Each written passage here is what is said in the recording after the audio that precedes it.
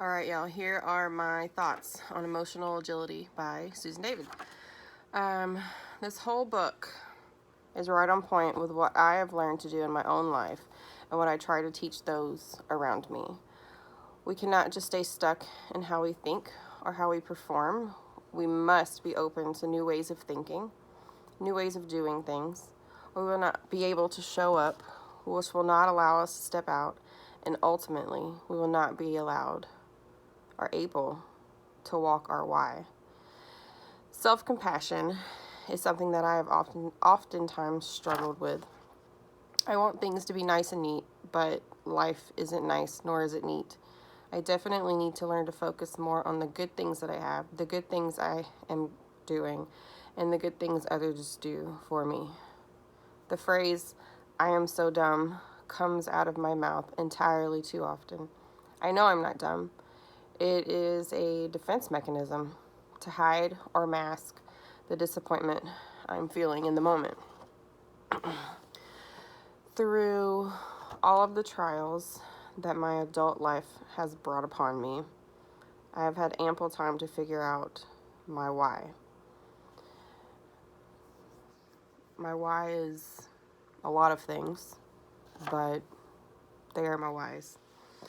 I admittedly struggled with what on earth I wanted to do with my life for far too long of a time. But when you are in the depths of grief and sometimes depression, it is difficult to even get out of bed, much less figure your life out.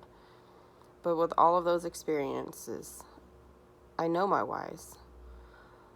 One of my whys is to have more of an understanding of how others feel. I was not always understanding before at all. Very selfish, still pretty selfish, but I have more understanding and more compassion for others, especially those that have gone through the same things that I have gone through.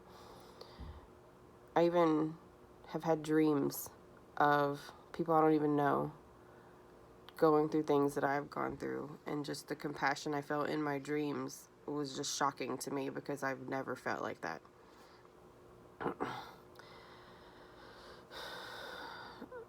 One of my other whys is to work harder at helping those that are going through the same things I have been through.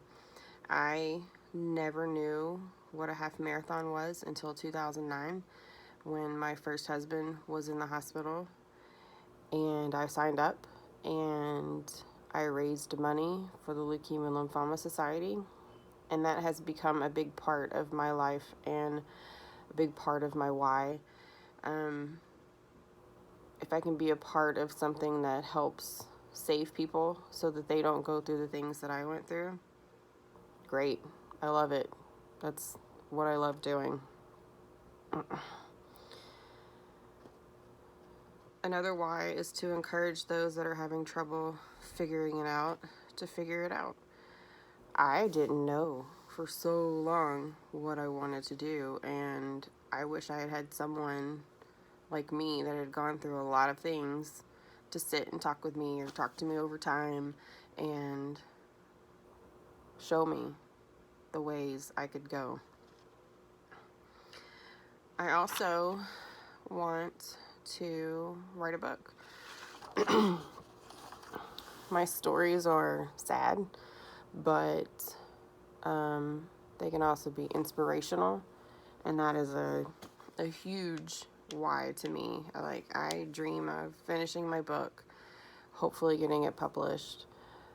My ultimate huge dream is for Reese Witherspoon to produce it. Crazy, but if she can do Wild, she can do mine. Lastly, the chapter on moving on definitely spoke to me.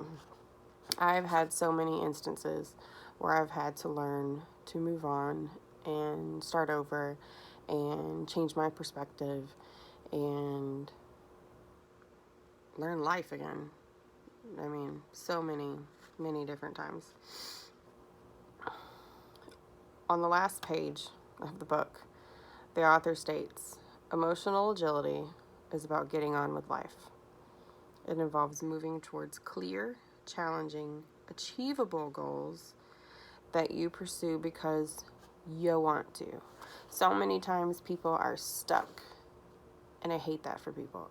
I refuse to be stuck. I've seen how precious life is. I've seen how fast it can change, and I refuse to be stuck or to be unhappy. And I try to help people realize that too. That to me is the big goal in life, doing what you want to do. Sometimes we have to do what we have to do in order to get where we want to be. Nobody wants to go to school for 4 years, but it's something we have to do to achieve goals. That is sometimes what it takes to make progress. As the author also states, when you are unhappy in your work, you got to keep working.